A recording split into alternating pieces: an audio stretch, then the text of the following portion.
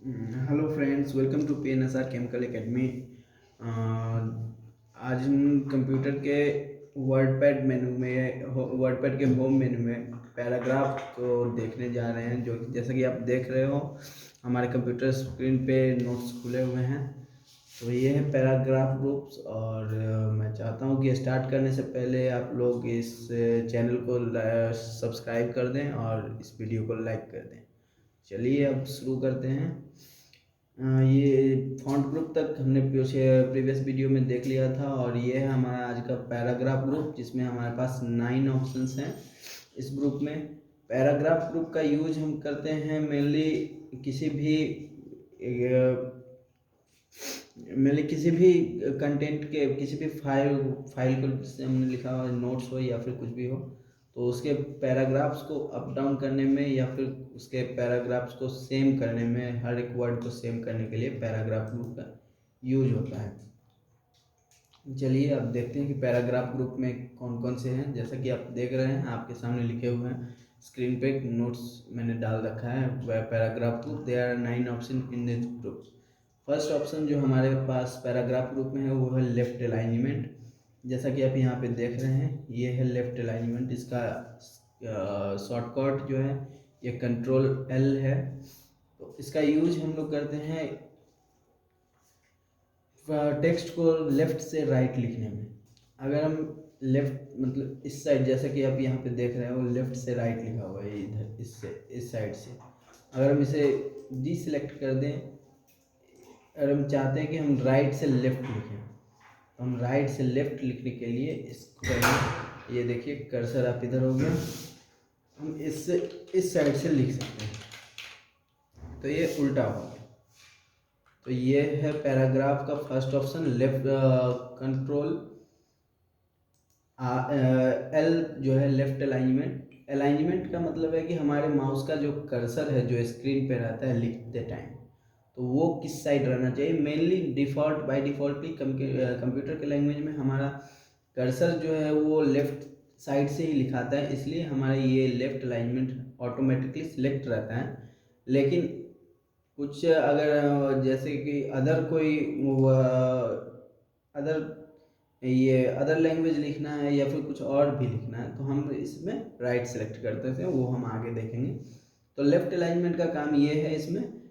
Left alignment का use mainly ये है कि हम टेक्स्ट को लेफ्ट टू राइट से लिखें, मतलब लेफ्ट से शुरू करें और टेक्स्ट हमारा राइट में जाके ख़त्म होगा। तो ये था हमारा first option, left alignment, paragraph group का फर्स्ट ऑप्शन। उसके बाद हमारे पास आता है सेंटर। सेंटर का यूज हम करते हैं कि हर ये जो जितने भी वर्ड्स हैं, ये दिस हुआ या फिर ये लिख के पूरा हो गया, और पेज, ये देखिए पेज आ गया इस बुलेट के पास।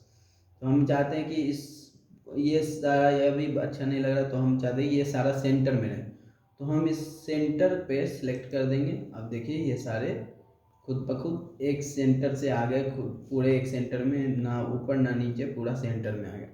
तो सेंटर का यूज ये है कि हम जब कोई भी आप रिज्यूम बनाते हो या फिर अपने नोट्स को टाइप करते हो, कुछ भी करते हो, तो लास्ट में सेंटर सेलेक्ट किया जाता है। सेंटर सेलेक्ट करने का ये ऑप्शन है कि हमारे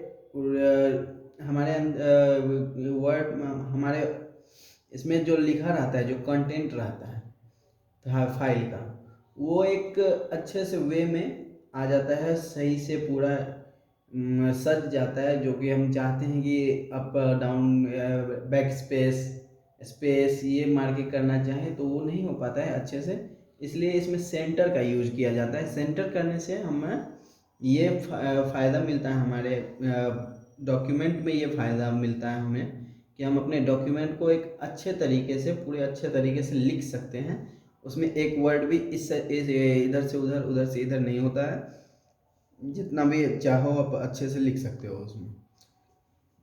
तो थर्ड ऑप्शन जो आपका है ये है राइट अलाइनमेंट। तो जैसा कि मैंने आपको पहले ही लेफ्ट और राइट में अंतर बता दिया था कि क्या डिफरेंस है दोनों में, तो चलिए एक बार फिर से देख लेते हैं। राइट अलाइनमेंट का ये होता है कि ये जैसे हम लेफ्ट में देखते हैं कि लेफ्ट टू राइट लिखाता है, तो राइट अलाइनमेंट का यूज होता है कि राइट टू लेफ्ट में टेक्स्ट को लिखा जाता है, इससे इसके हेल्प से राइट टू लेफ्ट में लिखा जाता है। तो चलिए देखते हैं, ये हम पहले इस पर सेलेक्ट कर लेंगे राइट अलाइनमेंट पे। राइट अलाइनमेंट पे सेलेक्ट करने के बाद देखिए राइट अलाइनमेंट पर जैसे ही आप सेलेक्ट करते हैं तो आपका कर्सर राइट की ओर चला जाता है। अब आप यहाँ पे कुछ भी लिखें, जैसा कि आप लिखते हो this is the file of WordPad, तो देखिए ये चला गया आपका राइट पे, ये आपका राइट साइड से लिखाता है। और अगर आप चाहते हो कि हाँ नॉर्मली जैसे लिखा जाता है लेफ्ट टू राइट में, तो आप यहाँ पे वही चीज़ लिखें, I am a computer student.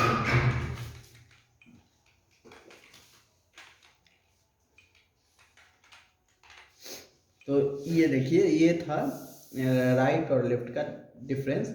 Left में होता है कि लेफ्ट में हमारा जो वर्ड लिखाते हैं हमारे फाइल्स में वो एक सीक्वेंस में जाते हैं अच्छे से, और राइट में हमारा कर्सर इस साइड से लिखना स्टार्ट करता है, जो कि मेनली उर्दू के सब्जेक्ट में ऐसे लिखा जाता है राइट टू लेफ्ट में।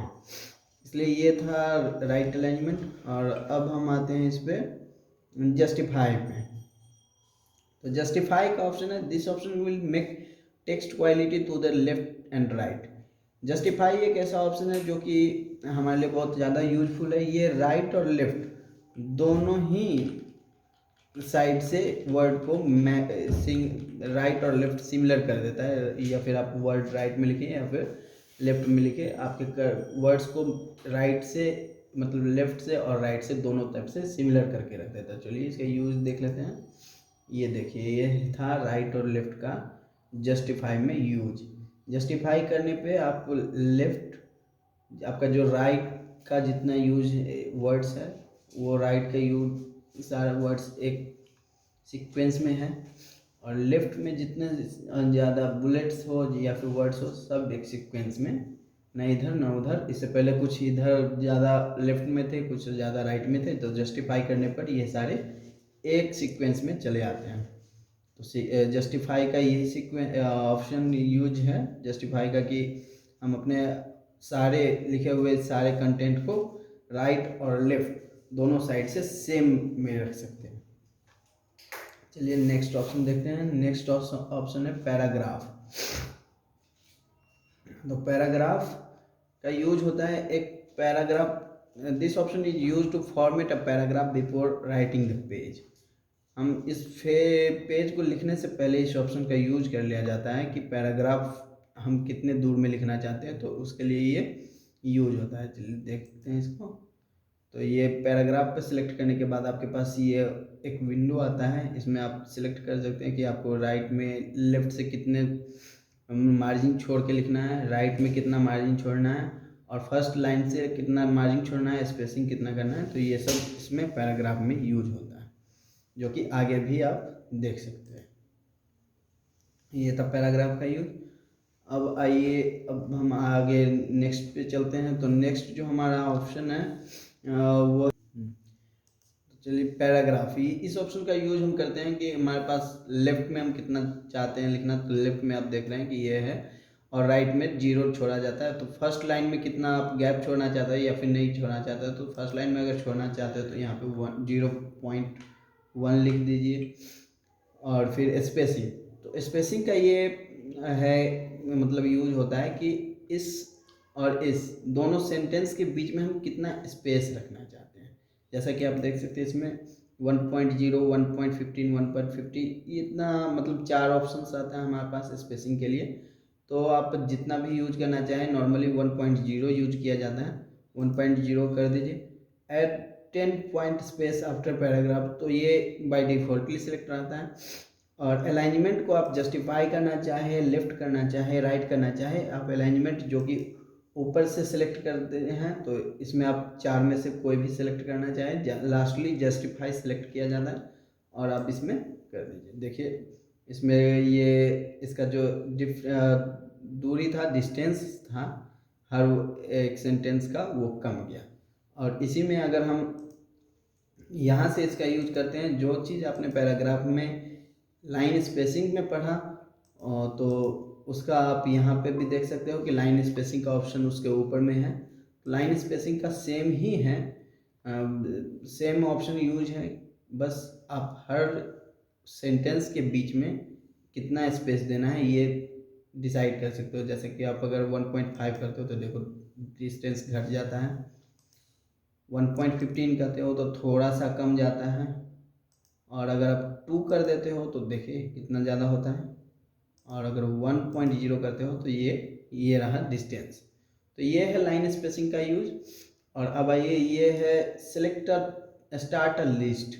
स्टार्टर लिस्ट का ये ऑप्शन है, ये बहुत मज़ेदार ऑप्शन है। इसका यूज हम करते हैं किसी भी, इसके लिए आपको हम एक नया फाइल लेके दिखाते हैं तो शायद यूज हो। हाँ चलिए, अब अगर हम कुछ लिखना है, मतलब पॉइंट में हर चीज़ को, या फिर कोई नोट्स जैसे हम बना रहे हैं तो हमको लिखना है हर चीज़ को पॉइंट में, तो चलिए इसमें हम यूज करते हैं। इसमें इतने सारे बुलेट्स दिए हुए हैं, ये बुलेट है, ये नंबरिंग है, ये कैपिटल नंबरिंग है, स्मॉल है, कैपिटल है, ये फिर रोमन में है, ये भी रोमन में है। तो चलिए अगर हम बुलेट लेना चाहते हैं तो बुलेट देखिए, बुलेट लेने के बाद हम इसमें कुछ भी अपना कोई भी नोट या फिर रिज्यूम टाइप करते हैं। जैसे कि हमको यहाँ पे रिज्यूम लिखना है, तो चलिए देखते हैं। रिज्यूम लिख के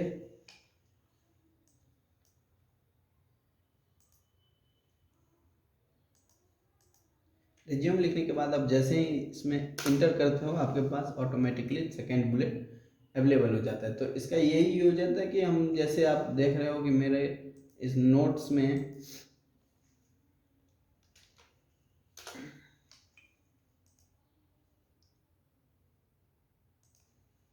जैसे आप देख रहे हो कि इस नोट्स में मेरे पास हर ऑप्शन के सामने बुलेट है, तो इसका यूज इस बुलेट को हम यहीं से ऑप्शन यूज किया जाता है। अगर हम इसमें 1 कर देते हैं तो ये सारे 1 में आ जाएंगे, जैसे कि आप देख रहे हो 1 हो गया, फिर आप इंटर करोगे तो 2 आएगा, फिर 3 आएगा। तो ये है इसका यूज कि हम अपने नोट्स को टाइप करने में इसका यूज करते हैं। बुलेट्स में कुछ लोग नंबरिंग में करते हैं, जैसे 1 कोई भी अगर आंसर डालना हो तो आंसर नंबर 1 डालते हैं, तो उसके लिए आप इसका यूज कर सकते हो। आप इसमें सिलेक्ट स्टार्ट में जाके और 1 2 3 करते जाओ, आप जितना करोगे इंटर डालते जाओगे, आपका ऑटोमेटिकली ही लेता चला जाएगा।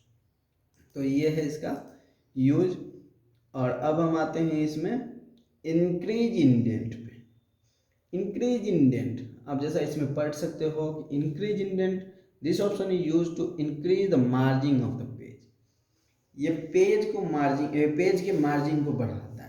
जैसे कि आप, ये पेज है हमारा जिसमें हम इतना चीज़ को लिख रहे हैं, पैराग्राफ ग्रुप को हमने इस पेज में लिख दिया, और हम चाहते हैं कि इसका जो इंडेंट है, इसका जो मार्जिन है पेज का, वो बढ़ जाए। मतलब पेज का चौड़ाई, थोड़ा सा फुटर, थोड़ा सा हेडर, थोड़ा सा राइट बॉटम, टॉप बॉटम सारा बढ़ जाए, तो हम इसमें इंक्रीज इंडेंट में करते हैं। इंक्रीज इंडेंट करते आपका जो ये है, आप देख सकते हो कि ये बढ़ते जा रहा है। तो इसका यूज हम नॉर्मली नहीं करते हैं, क्योंकि हमें पेज के मार्जिन को बढ़ाने की ज़रूरत नहीं पड़ती है। ये आप आगे जो आपके पास न्यू ऑप्शंस आएंगे, जैसे MS वर्ड हुआ, MS पेंट हुआ, तो उसमें आप इसको और अच्छे से समझ पाओगे। फिलहाल के लिए आप इतना जान लो कि इंक्रीज इंडेंट का यूज वर्डपैड में आपको ना करना ज़्यादा बेटर रहता है, क्योंकि आप अगर इंक्रीज इंडेंट कर देते हो तो उसकी वजह से आपका मेहनत, जो आप मेहनत से अच्छे से नोट्स लिखते हो या फिर अपने रिज्यूम को डिजाइन करते हो, तो उस मेहनत को ये बिगाड़ सकता है। तो ये था इंक्रीज इंडेंट का ऑप्शन। और ये है डिक्रीज इंडेंट। तो डिक्रीज इंडेंट करोगे तो इंक्रीज इंडेंट करने से ये राइट साइड जाता है, और डिक्रीज इंडेंट करने से ये वापस से अपने जगह पे आ जाता है। तो ये पैराग्राफ ग्रुप था आज के लिए। ये पैराग्राफ ग्रुप आप लोगों को समझ आया होगा। पैराग्राफ ग्रुप में जो ऑप्शंस हैं हमारे, वो फिर से आप देख लें। Paragraph group